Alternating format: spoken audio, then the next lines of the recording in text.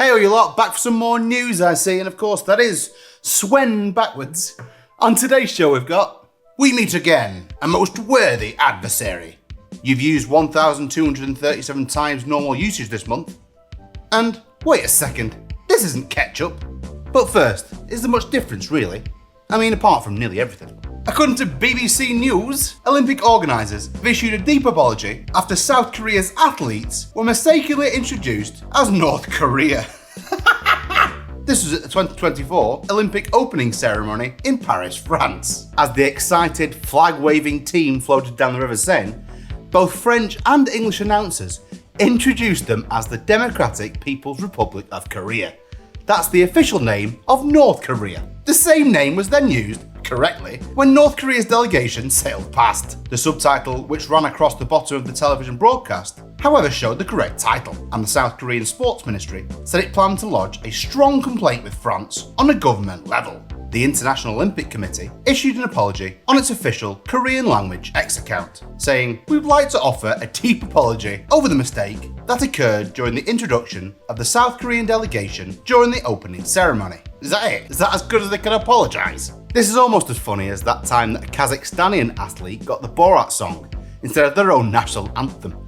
But to be fair, telling the whole world that your country is the #1 exporter of potassium is certainly better than saying you're the #1 importer of UN food aid. We meet again, a most worthy adversary. According to the BBC, a fox cub has been rescued after it got stuck in a wooden garden chair in Surrey. The female cub was freed by the RSPCA after officers from the charity were called to a residential garden in Greenhays Close, Reigate. Animal rescue officer Chloe Wilson said the distressed fox cub had both front paws caught between the slats of the chair. And she said, "When I arrived, the young female fox had cuts on her legs where she'd been pulling and tugging to try and free herself. That'll lose you some fox street cred."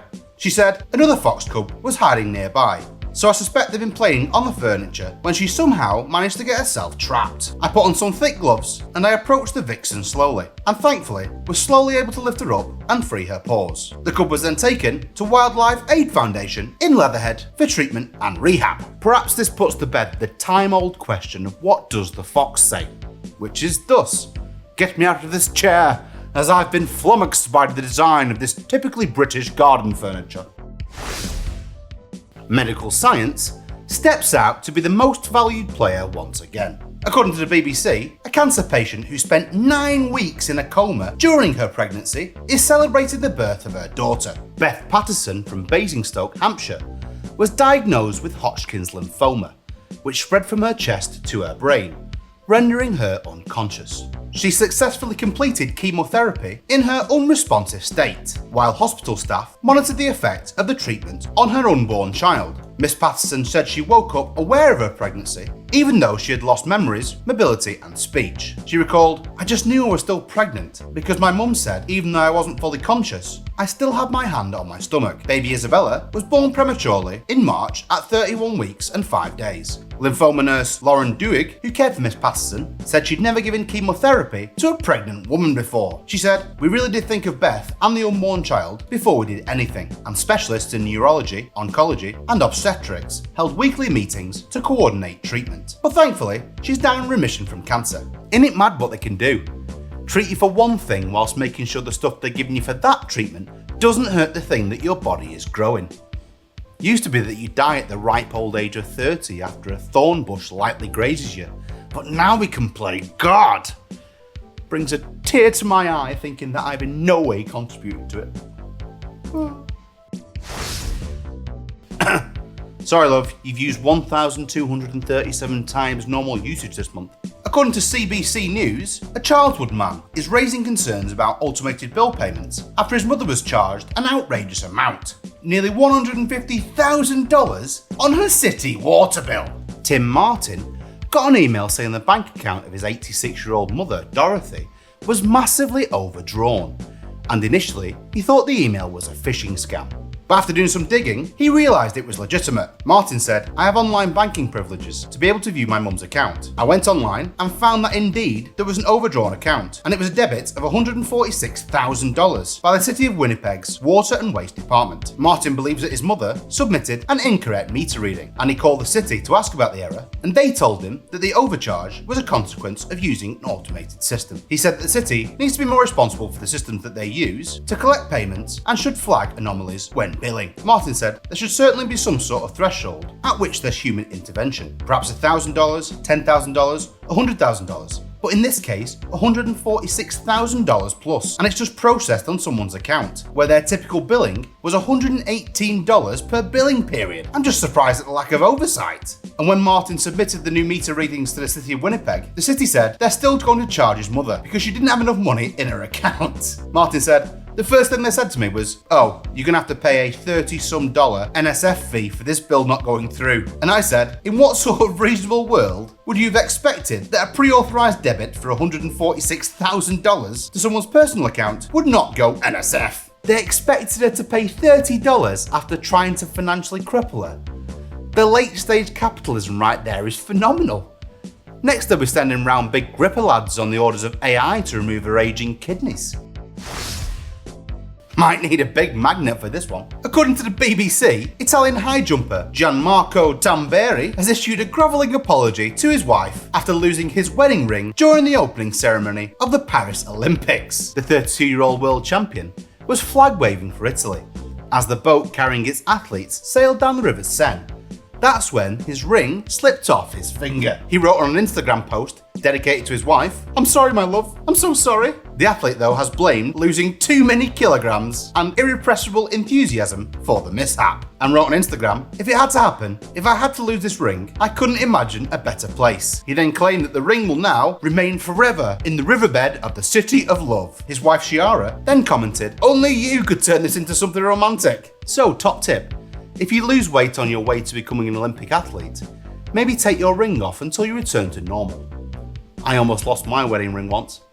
But to be fair, getting it caught in a vending machine at Newcastle Travel Lodge after attempting to retrieve your second packet of M&Ms in an hour doesn't quite have the same ring to it.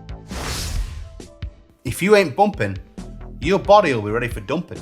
According to Gizmodo.com, new research suggests that a lonelier bed might make for a shorter life. Scientists have found a link between reduced sex frequency and a higher risk of dying earlier in women as a whole. They also found a link between less sex and an earlier death among depressed men in particular as well. They tracked the health and reported sex lives of nearly 15,000 adults over the age of 20. People who reported having sex less than 52 times a year were considered low frequency, and only 1/3 of people in the survey reported having sex weekly or more. The researchers found that in women overall, but not men, low sex frequency was associated with dying earlier, about 70% higher. Jesus! This was even after adjusting for other factors, such as depression or existing health conditions. And for men, the picture was a bit more complicated. Men who were depressed and had less frequent sex were over twice as likely to die early than depressed men who had sex more often. So what are you supposed to do with this information, eh? If you're single, you're already trying to do it as much as you can. And if you're in a partnership, you're already doing it as much as either party allows. Is this study condoning affairs? Look at all this nature, eh? Really gets me in the mood for a fight. According to LBC, a huge brawl broke out at a popular beauty spot in the Peak District, with visitors attacking each other with large sticks and branches. The fight broke out at the famous Dovedale stepping stones in the Derbyshire National Park. Footage from the incident has been circulated on social media, and in the videos, people can be seen hitting each other with large sticks as others watch on and try to break it up. According to Derbyshire Police, they were called to the scene over an altercation between two groups, and the caller reported a child and his party had been hit during the disturbance and an attempt was made to steal his wife's purse. A comment on X wrote, "Good morning, Yvette Cooper MP. It appears people are brawling and smacking each other with large tree branches. Best put some signs up saying please do not behave that way. It's not normal." And a 25-year-old man told the Mail Online, "We were at the stepping stones and there was a bloke trying to cross it. There was one guy with a pushchair wanting to come across, and all of a sudden it kicked off. Doesn't seem like the place to do run-of-the-mill purse snatching, but these are modern and confusing times we live in. I now have to be careful about how I orient my shop-bought pineapple. I thought they were a bit too friendly. Turns out it was the meat in their sandwich. very oiled and slippery meat. So I'll get knocked about a bit and that'll cure everything. According to Sky News, an alternative healer has been found guilty of the gross negligence manslaughter of a diabetic woman who died after she stopped taking her insulin at his slapping therapy workshop. 71-year-old Danielle Carr-Gom was one of 30 keen disciples of Hongqi Zhao, who attended the week-long retreat at Cleve House, Scene, Wiltshire in October 2016. Zhao, who is 61 and has no medical qualifications or training, had for 10 years been an exponent of Paida Lajin therapy, which sees patients being slapped or slapping themselves repeatedly, and had even written a book on it. Mrs. Carr-Gom was diagnosed with type 1 diabetes in 1998 and had sought alternatives to her insulin because of her vegetarianism and fear of needles. The court heard Zhao said well done after she told the group she had stopped taking her insulin, but unsurprisingly, can I say, she became seriously ill and was crying on her bed and howling with pain before she died of diabetic ketoacidosis on the 4th day of the course on the 20th of October 2016. Prosecutors said that the therapist knew she was risking death and failed to seek medical help for her. Zhao denied the charge of manslaughter by gross negligence and told jurors he would never persuade someone not to take their insulin, but he was found guilty at trial. Alternative medicine. The alternative medicine of the medical world. I think people forget that if any of that stuff actually worked, they'd be using it as real medicine. And as of yet, I don't think doctors are calling out for some incense sticks and a lot of sage to treat a gunshot wound. That's a big fly! According to globalnews.ca, a Winnipeg woman faces a number of charges after she allegedly assaulted an officer and sprayed a canister of bug spray in the officer's direction. Police were on scene to investigate an unrelated incident when they encountered a woman causing a disturbance. The officer asked the woman to leave, but police say she threatened to kill the officer and charged at them. She then armed herself with a canister of bug spray and sprayed it in the officer's direction. A struggle ensued, with the suspect then assaulting the officer, and the woman was eventually arrested and the officer suffered minor injuries, which thankfully didn't require medical assistance. 27-year-old Brittany Anne-Marie McKay, old massive name there, faces several charges, including assaulting an officer with a weapon, uttering threats, and resisting arrest. Maybe there's a logic here? It kills bugs, so maybe enough of it will kill a human. Probably would take more than a few cans of it though to do any damage. I mean, I've seen people huff computer duster on the internet and yeah, it ruins their life, but 5 or 6 tins in, they're still rocking. Yeah, the suspect has 2 massive lips.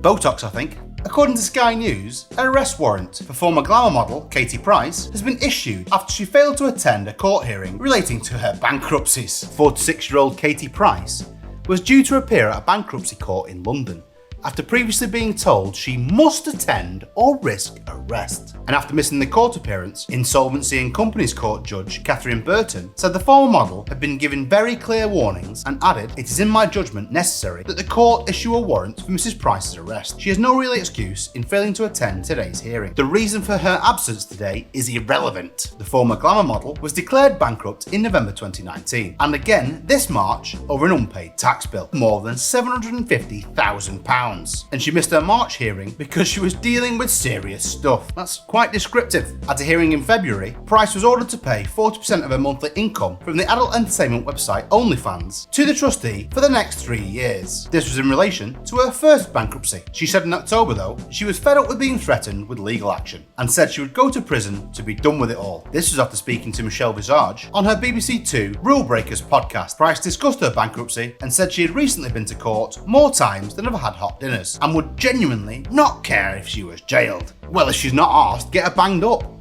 And let's face it, with her OnlyFans account, she can still work from cell, punishment and repaying your debts.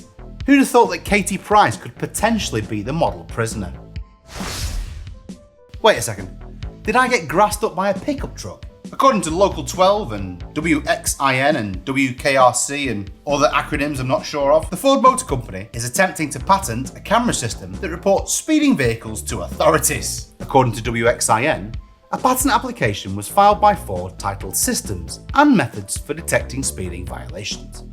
The application was published by the United States Patent and Trademark Office on July 18. 19th. This is how the system works, according to WXIN. When an equipped automobile detects a nearby vehicle is travelling over the posted speed limit, it will use onboard cameras to capture an image of the speeder. The equipped vehicle will then be able to send a report containing both speed data and pictures of the speeding vehicle directly to law enforcement or roadside monitoring units. Ford said in its application that the surveillance vehicles would make law enforcement's job easier because they wouldn't need to quickly identify violations and engage in pursuits. And Ford added that some of the work could be delegated to self-driving vehicles, which could also be equipped to detect speeders. Because real officers wouldn't be present to witness the alleged speeding violation, it remains unclear what the legal argument the automaker would have if it tried to implement the technology. I wonder how many Ford vehicles will wake up to mysterious camera damage if they put them into mainstream use. Let me tell you, you won't be able to insure a Ford anywhere, just like you can't insure a Range Rover in London. The UK doesn't want rules, we just like the idea of rules that apply to other people. Is being obvious now the new not being obvious?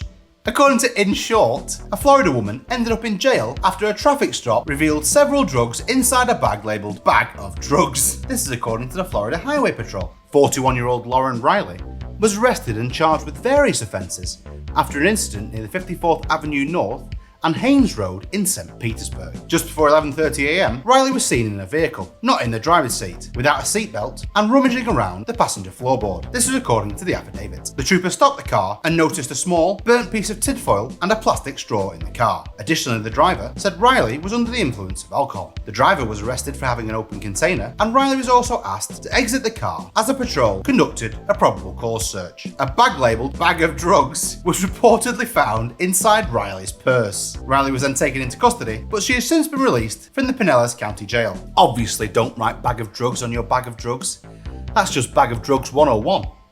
Just like bringing alcohol to a party. A bottle of wine is cheeky and fun, but a bottle of absinthe is a great way to ruin your niece's 8th birthday party. Wait a second, this isn't ketchup.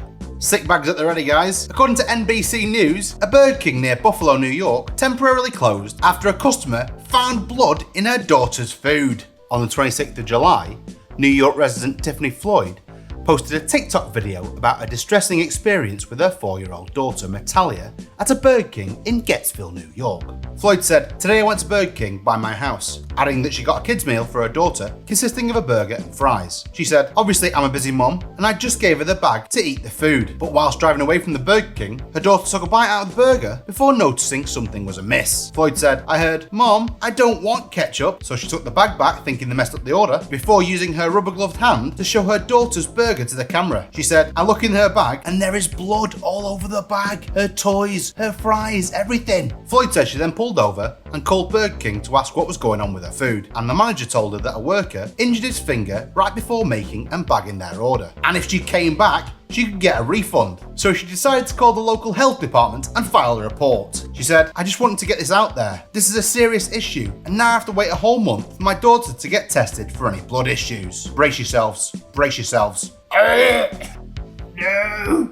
Her video went viral, not surprising, garnering more than 8 million views, with many sympathising and offering advice as what to do next. She said, "It was just emotionally disturbing. I couldn't believe it, not half. I yelled at my daughter to spit out whatever she had in her mouth." Absolutely 100% the correct advice at the right time, Jesus. Burger King has responded though by saying, "We are deeply upset and concerned to learn of this incident, and we have been in contact with the guest and are working with her to resolve this incident. Can we have a moment, because I am truly thankful to have never received someone else's blood in my burger. Things haven't been perfect for me.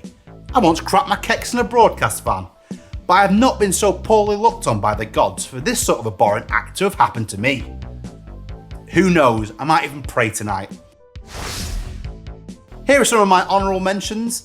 These are stories that just didn't quite make the choppy. The company that owns Moët says sales are down 12% because people are too sad to buy champagne and wine. They're basically saying that people aren't celebrating quite as much as they used to. And I probably agree. That and at least everything is 12% more expensive in my opinion. 16 quid for a packet of fags now. £4.99 for a Big Mac on its own. The world's knackered. Cheapest thing to do now is to end it all. But obviously not the burial process. That's really dear now. Another story is a 73-year-old woman has been arrested for having something in her bag that made people around her ill. Hazmat teams and lads in white coats turned out, only to find nothing hazardous. At the time of writing, No one seems sure what caused a nearby woman to struggle breathing and have itchy eyes. Shitload of pollen? Aerosol crabs? I don't know. Aerosol crab. Another story is apparently there's a corpse shortage. Due to so many doctors being trained in Scotland, there aren't enough dead bodies to go around, and universities were having to cancel courses. But fear not, the article has a link so you too can donate your body to medical science. Don't top yourself though, live out however long you're supposed to have. You need it more than them. And my final honourable mention is a man in Indonesia stabbed someone after a heated debate over whether the chicken or the egg came first. They hadn't met before this point, and apparently they'd been drinking, and it all started out as a jolly good time. But after the debate turned sour, the man went back to his home for a sharp knife and stabbed this guy 15 times. The guy who got stabbed though was unfortunately unalived. Shocker. I guess the suspect now has many years to think about it in prison. Maybe he's just a closet philosopher needing to get out of full-time work. Thanks for watching. Please like, comment and subscribe if you do so fancy. Also, if you think there's any news that we might have missed, please get in contact on the email in the description below. Please also check out our news sources down there, because I gloss over quite a lot and I've probably got the wrong end of the stick on 2 or 3 stories. You could be the one to tell me I'm wrong. How exciting would that be? See you next time for another jam-packed news you might have missed. Stay gravy.